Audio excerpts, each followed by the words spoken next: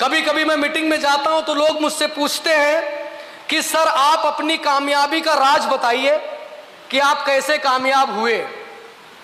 आप अपनी कामयाबी के राज बताइए कि आप कैसे कामयाब हुए। तो आप अपनी कामयाबी का राज बताइए। मैं अपनी कामयाबी के 5 राज है जो आज आप लोग को बताना चाहता हूं। कितने लोग हैं जो पहली बार मुझे सुन रहे हैं? पहली बार काफी लोग हैं, काफी लोग पहली बार मुझे सुन रहे। चलो जी, बहुत बहुत धन्यवाद आप सभी लोगों का। कामयाबी के मेरे 5 राज मैं आप लोग को बता दूं। सबसे पहला कामयाबी का राज मेरे सेल्फ इन्वेस्टमेंट। मैंने खुद के ऊपर खर्चा किया है। मैंने खुद के ऊपर खर्चा किया है। ये जो कपड़े हैं, ये जो जूते चप्पल, ये जो घड़ी, ये जो बातचीत, ये सब खर्चा करना पड़ता अपने ऊपर। अगर आपको भी इस धंधे में कामयाब होना है तो आपको सबसे पहले अपने ऊपर खर्चा करना पड़ेगा। अपने ऊपर आपको खर्चा करना पड़ेगा जीवन में कामयाब होने के लिए।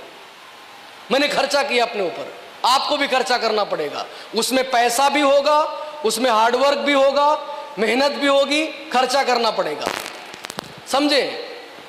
दूसरा मेरी कामयाबी का राज हार्डवर्क। मैंने मेहनत करना कभी नहीं छोड़ा। मेहनत करना कभी नहीं छोड़ा। मैं आप लोगों को बता दूं कि मैं भले रहता अभी मुंबई में हूं, लेकिन मेरा जन्म यही उत्तर प्रदेश में बहराइच में हुआ। मेरी थोड़ी बहुत जो पढ़ाई लिखाई हुई यही बहराइच में हुई। मुझे अच्छी तरीके से याद है जब से मैं समझदार हुआ और जब मैं पढ़ने जाया करता था, पैर में मेरे चप्पल नहीं हुआ करती थी उस टाइम पे, क्योंकि मैं गरीब घर में पैदा लिया था। जन्म मेरा गरीब घर में हुआ था।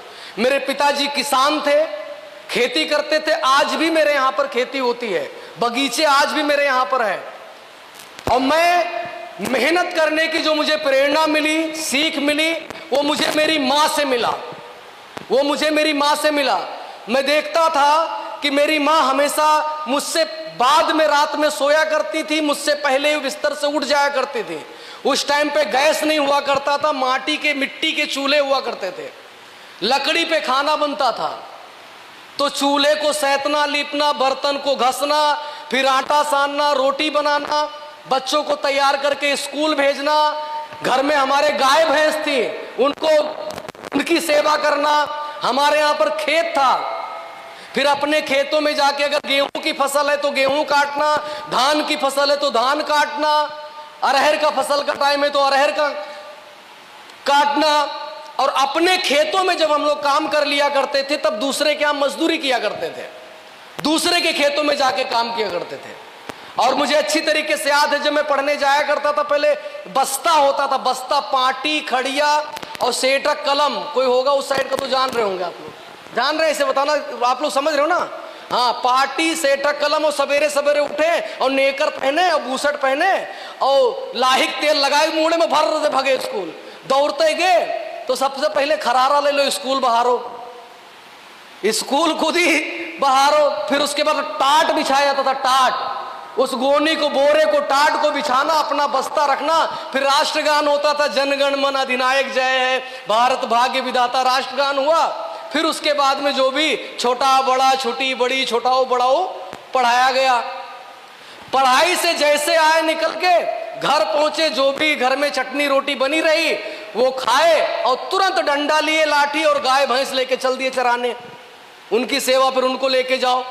अरे मैं अभी स्विमिंग पूल में कभी कभी नहाता हूं तो सब लोग बोलते सर बड़ा अच्छा तैर लेते हो। मैंने तैरना भैंसों को नहला नहला के सीखा है। हाँ, उनकी पूंछ पकड़े पकड़े समझे, उनको नहलाता था, फिर वहीं से सीखा। फिर इस तरीके से मेरा बचपना चल रहा था। उसी में घर के हालात सही ना होने की वजह से मैं चला गया मुंबई। मैं मुंबई चला गया तो सबसे पहले वहां पर मैंने सीखना काम शुरू किया, जरी का काम, हैंड एम्ब्रॉयडरी का काम। जानते हैं आप लोग? हाँ, जरी का काम, जिसमें लेडीज लोगों के सूट वूट में कढ़ाई होती है ना, जेंट्स लोगों के भी शादी वादी में देखो कोट वोट पे कढ़ाई। जरी का काम मैंने सीखना शुरू किया। और जब मैं मुंबई गांव में रहता था तो मेरे अंदर बड़ा जोश था, बड़ा जुनून था, बड़ी चाहत थी कि मुंबई जाना है, मुंबई जाना है, मुंबई जाना है। और मुंबई मुझे ऐसा लगता था कि वहां पर राजा महाराजाओं की जिंदगी मिलेगी। लेकिन मुंबई जब पहुंचा तो इसका पूरा उल्टा हो गया। मुंबई जब पहुंचा तो इसका पूरा उल्टा हो गया। वहां गया तो एक भाई 10 बाई 15 का रूम था, जिसमें 10-12 कारीगर रहते थे जो जरी का काम करते थे। अब वहां पर बिस्सी से खाना आता था। कोई मुंबई में रहता होगा, टिफिन आती थी, टिफिन 150 रुपये हफ्ता वो लेते थे। उसमें दाल अलग, पानी अलग, रोटी स्पेशली ऐसा लगता था जलाई गई वो हमारे लिए, इतनी जली हुई, चावल उबाले हुए, कोई टेस्ट ही नहीं। वो खाना खाना है। एक टॉयलेट रहता था, उसमें 20-20 जन उधर चौल में रहने वाले लाइन लगा के खड़े रहते थे वहां पर। एक नल होता था, सवेरे जल्दी उठ के पानी भरना। ऐसा मुंबई में जरी का काम सीखना शुरू किया मैं, और 5-6 महीने मैंने काम सीखे। फिर मैं बीमार होने लगा, क्योंकि गांव में खुली हवा में रहने वाला आदमी एक पिंजरे की तरह एक कमरे में बंद कर दो तो रह नहीं पाया। फिर मैं वापस मैं मुंबई से गांव चला आया, बहराइच। यहां बहराइच से मैं गोंडा से अवध एक्सप्रेस ट्रेन पकड़ के गया था, नंगे पांव मुंबई, नंगे पैर, चप्पल नहीं थे उस टाइम पे, और पैजामा और बूशर्ट पहन के गया था। पैंट और कोट मैंने अपनी खुद की कमाई से पहने हैं, समझे, पैंट से। फिर रिटर्न चला आया मैं गांव, और गांव आया फिर घर में वही तकलीफ, वही परेशानी। एक बहन थी, उसकी शादी की जिम्मेदारी, घर में हमारे पैसा नहीं, तो फिर मैं मजदूरी करना शुरू कर दिया। मैंने ईंट भट्टे पे भी काम किया है। ट्रैक्टर ट्राली होते हैं, ईंट भट्टा पता है? हाँ, ट्रक ऐसे ईंटा ऐसे उठा के ऐसे फेंकते हैं, ऊपर वाला फेंकता है, ऐसे उठा उठा के रखते हैं ऐसे। ये मैंने किया, ईंट भट्टे पे काम किया। चक्रोट पटता है गांव में, देखना सरकार की तरफ से। हाँ, चक्रोट बहराइच में फरुआ कहते हैं। फरुआ से तसलम माटी भरे मूड़े लदाए दे लेके जाए पार्टी, ऐसे 15 रुपए रोज पे मजदूरी। ऐसे करते करते फिर 6-7 महीने निकले। महुआ का जब टाइम आता था, आम महुआ का जब सीजन आता तो महुआ दूसरे के बगीचे में बीनने जाता था। 3 हिस्सा मालिक का और 1 हिस्सा हमारा। ऐसे मैं काम किया मुंबई में, फिर वापस में बहराइच में। फिर इसके बाद में वापस चला गया मुंबई में, और मैंने सीखा सिलाई का काम। सिलाई का काम मैं सीखा। सिलाई के काम में कारीगरों के कपड़े धोना, झाड़ू मारना, टॉयलेट बाथरूम जो होते थे उसको साफ करना, चाय लाके देना, खाना लाके देना। ये सिलाई का काम सीखने के टाइम पे तकलीफ, कारीगरों से मार पड़ती थी, बहुत मार पड़ती थी। ऐसा लगता था कि मुंबई जाएंगे तो स्वर्ग में पहुंच जाएंगे, लेकिन साला कभी कभी ऐसा लगता था कि कहां मैं आके पहुंच गया हूं। जिनके पास पैसा है, मुंबई उनके लिए स्वर्ग है, लखनऊ भी उनके लिए स्वर्ग है। और जिसके पास पैसा नहीं है, उसके पास यहां भी नर्क है, वहां भी नर्क है। कहते हैं कि माल है तो लाल है, माल है तो लाल है, नहीं तो कुत्ते जैसा हाल है। तीसरा मेरा कामयाबी का रास्ता, never missed any opportunity for self development. मैंने सीखने का कोई भी मौका कभी नहीं छोड़ा। ट्रेनिंग चाहे दिल्ली लग जाए, मुर्तुजा आएगा सीखने के लिए। ट्रेनिंग चाहे लखनऊ लग जाए, मुर्तुजा आएगा सीखने के लिए। ट्रेनिंग चाहे जिम कॉर्बेट में लग जाए, मुर्तुजा आएगा सीखने के लिए। मेरे सीनियर अगर मुझे कह दें कि 5 लाख रुपए फीस है, दुबई जाके ट्रेनिंग लेके आना है, मैं तुरंत चुपचाप चला जाऊंगा सीखने के लिए, क्योंकि मुझे बात पता है कि 5 लाख रुपया लगा के 5 करोड़ कैसे कमाए जा सकते हैं। ये ट्रेनिंग से मैं सीख के आ जाऊंगा, ये मैं सीख के आ जाऊंगा। तो ट्रेनिंग कभी नहीं छोड़ना है। Never missed any opportunity for self development. मैंने कोई भी मौका सीखने का कभी नहीं छोड़ा। क्या लगता है कि कोई किसान का लड़का या कोई टेलर आदमी ऐसा कपड़े पहनता होगा? कोई टेलर आदमी कपड़ा सिलने वाला ऐसी बातें करता होगा? नहीं ना। सीखा हूं, आपको भी सीखना पड़ेगा।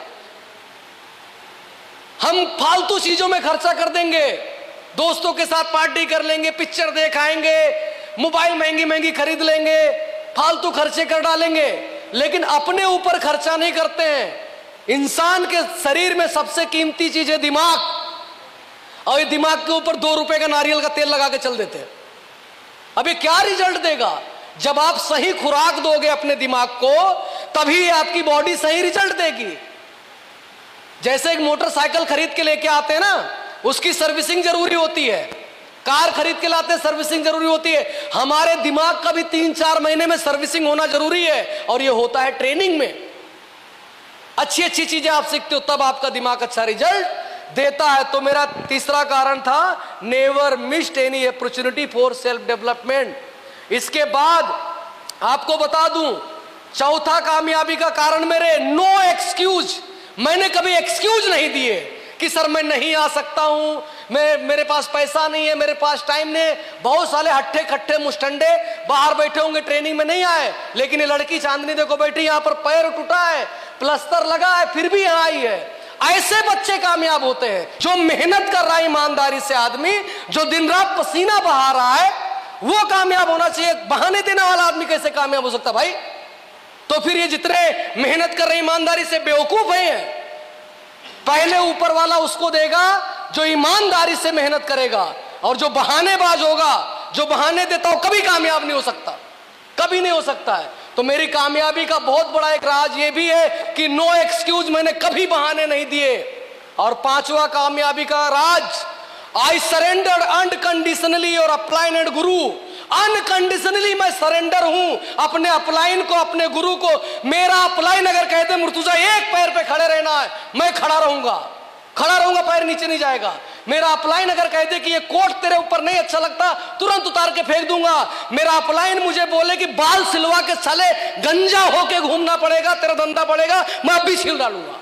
अनकंडीशनली अगर अपने अपलाइन से आप सरेंडर हो तो आप जीवन में कामयाब हो सकते हो। और जो बार बार हर काम में कंडीशन डालता है, आज बच्चा बीमार है, कल बीबी बीमार है, घर में पानी नहीं आया, कपड़े धुले हुए नहीं है, हाँ, ठोकर लग गया, नाखून फूट गया है, खेत काटना है, आलू निकालना है, गेहूं काटना है, गेहूं पानी देना है, मरेंगे साले, तब अमीर नहीं बन पाएंगे। और जो आदमी अनकंडीशनली सरेंडर, अरे भाई मैं, हम लोग आपको कहां लेके जाना चाह रहे हैं, आप समझ पा रहे हो इस बात को?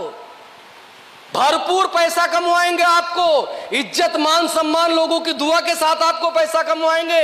आपकी आने वाली जनरेशन, पीढ़ियां सुधर जाएगी अगर आज आप मेरी बात मान जाते हो तो। पैसे को लेकर कभी जीवन में कमी नहीं होगी, भरपूर इज्जत मिलेगा आपको, भरपूर पैसा मिलेगा आपको। अपने अपलाइन को अनकंडीशनली सरेंडर हो जाओ, अनकंडीशनली सरेंडर हो जाओ। आपके जो एक्टिव अपलाइन है, जो आपको मदद और सपोर्ट करते हैं, क्यों शिवम सर?